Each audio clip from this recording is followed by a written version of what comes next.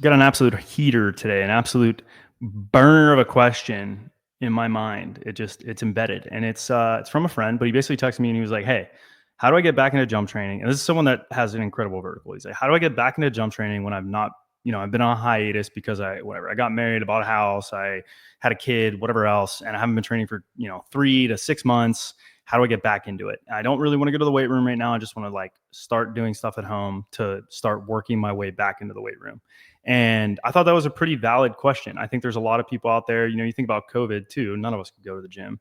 And a lot of people started training. So there's relevance there. And then there's relevance in the part that I just gave an example of is like, it happens, your life gets in the way. I freaking bought the Dunker Bunker and, that was supposed to be a surprise, but I guess I just shared it.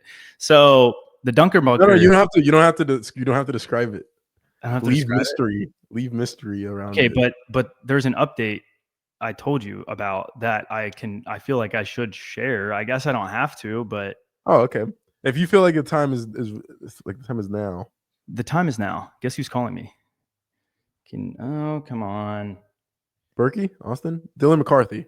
Dylan McCarthy. Hold on. Let's just say, Dylan, you're on the podcast. Do you have anything to say to the viewers? Do you see the calf raises? Do you see the calf raises? All right, I'll call you after. Bye. Most interesting program I'm ever writing. So the secret's not about Dylan McCarthy. I am coaching him right now. I have to write his training for next week. That's why I'm talking to him. Interesting program. I'm going to get into that another time.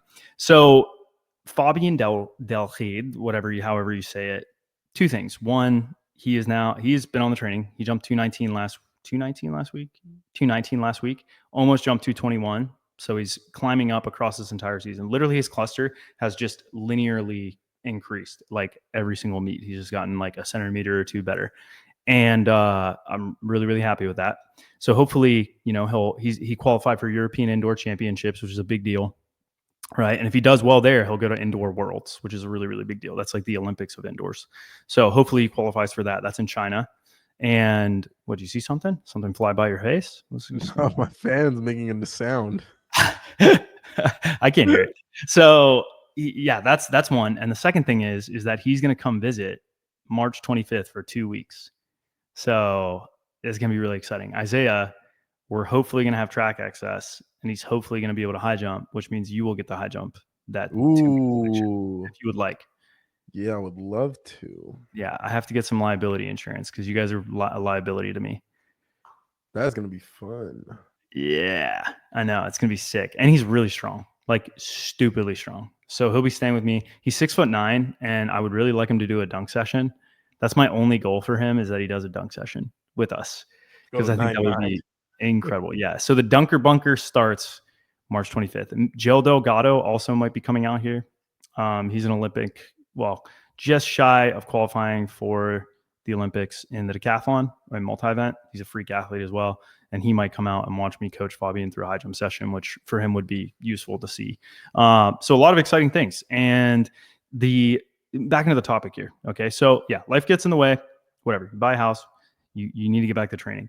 So let's go with a few things that we find really helpful. The first thing for me is building the habit, building the routine.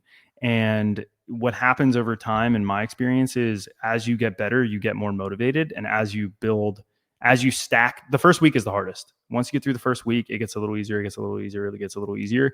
Some people respond really well to just going into training like 6 days a week. But personally, in my experience, it's good to start with 3 days a week and find a rhythm and a routine for how you like to train. Like for me right now, I just outfitted the gym. The Dunker Bunker has an outfitted gym now. There's a belt squat, there's a barbell, there's bumper plates, there's a bunch of different stuff. And it is now you can train in the garage, which is great. I've been trying to do this for a very long time. I'm actually super excited about it. And so that is finally sorted. And for me, when I was not training for 2 months, while I was trying to get through this whole process and, just some other big life changes, like buying a house is a big life change. So, moving, gym access, whatever else. So now everything is like very close by. The setup is really good, but I don't necessarily have a track. So I'm like, okay, I have to get over the fear of running in front of my new neighbors. Because this isn't like you're in high school anymore and you can just move, or like you're renting somewhere, you can just leave. Like these are my neighbors for like potentially the next 20 years, you know, and maybe longer, who knows? And, you know, it can be a little weird when you're like, these are people that I have to like see on a day-to-day basis for 20 years. Like, I don't want to, you know, make them think I'm a weirdo. And so, yeah, I had to get over that like little internal fear and just build the rhythm of starting to do my warm up. I started with just jogging up and down the block. And then it was like, okay, like now I'm going to do like some skips and stuff, which is really the scary stuff because you look weird as hell. My neighbors haven't shot me yet. Yeah, they haven't shot you yet. So J. Cole has a song called Neighbors. And they think he's selling dope, but not us, not this time. But Isaiah hasn't been shot yet for skipping. He hasn't been shot for running up and down the street full speed. And you got to get over that little like bit of fear. And then you realize your neighbors are like, yeah, hey, John's working out again. Or that guy is working out again. You know, they just get used to it. And then all of a sudden it's white noise to them. They don't care.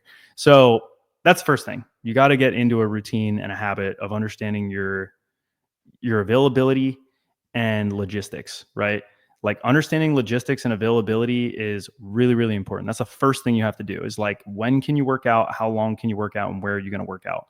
Once you figure out that, it gets a lot easier. Then you can start to build a routine. Then you can start to build a plan. Then you can start to take into account what equipment you do and don't have. And you can start following those training laws. But until you answer that question, it's really hard to get started. So like for me, it was, again, I'm going to go outside. I'm going to do my warm up out there. I'm going to do dynamic flexibility out there, and I'm going to run outside. And I'm just going to sprint 10 meters, right? Nothing crazy. You know what's crazy too? Go ahead. There is this thing where you can tell them all your logistics and they'll build a program for you and tell you how to adjust the program based on those logistics. Have you heard of it? I have, I myself consider, the training and the coaching that I deliver to also check those boxes. It's like THPStrength. No, strength. Strength, THPStrength.com. Yeah, I'm familiar with that. Yeah, that would be the business I started in 2018, 2019, and then added my dear near friend Isaiah into the fold, took him into the flock, and we've since developed this beautiful brand that it delivers. We deliver. That's our slogan. We deliver. It might be, the link to it might be in the description if you're interested. Might be. If you click around, you'll probably see something in there that works. A hot link. Maybe some free stuff. Yeah. So yeah, that's the number one thing. I would start with the warm up and running. That's the first thing I would start with. If you can get past that barrier, going to the gym's a lot easier. And if maybe you're like, I don't want to do that or whatever, I want to go to the gym, then just start with the weight room stuff. Like jog on the treadmill for 5 minutes, get in the gym 2 to 3 days a week and start squatting 3 by 10. That is like the easiest thing that you can do. That once you build that routine, you can use blocking, and you can start light too. The other thing. Yeah, you don't even have to go hard. Like share the story about David and how he started working out regularly. Yeah, I have a friend. His name's David. You guys have probably heard about him over the years. You can actually I think this one's going on my YouTube. If you go to my oldest videos, you will see him yamming with me on low rims. But David, I met him when I was 16, came over, and this is somebody that was, I think at the time, like 220, 230 or something like that, and never done anything athletic in his life, could not touch a 9-foot rim. And I think at his best, he was grabbing a 10-foot rim. He almost yammed. But David, so when we first met, right, we were dunking every day. He got super in shape. Then I went to college for a year. He got out of shape during that year. He started going to the same college a year later, and we started working out together. And he is like the definition of this podcast, right? Like inevitably, we like grow apart. He stops training. When we meet back up, he starts training again. Just because if you are associated with me, you will work out. For any like considerable amount of time. That is going to be the case. And I would write all his training, and it was the simplest training ever. There's reasons why. I don't think he would want me to talk about it publicly, but there's reasons why the training was hyper simple. And the same training Monday, Wednesday, Friday, and we would do 3x5. Right, this was the workout. Day one was 3x5. We would deadlift, back squat, shoulder press. Wednesday we switch deadlift with power clean. We always back squat, and then we bench, and we just alternate that every other day. Well, specifically him. This would be his workout, and we would start with the bar every time because he's gotten back into training at this point, like 4 or 5 times. Every time we start with just the bar, no matter how strong he is, and then we just we do 3x5, and the first workout might take freaking 15 minutes, right? 10 minutes maybe, however long it takes to do 3x5 on 3 exercises with just the bar, and we just up the weight by 10 pounds each time.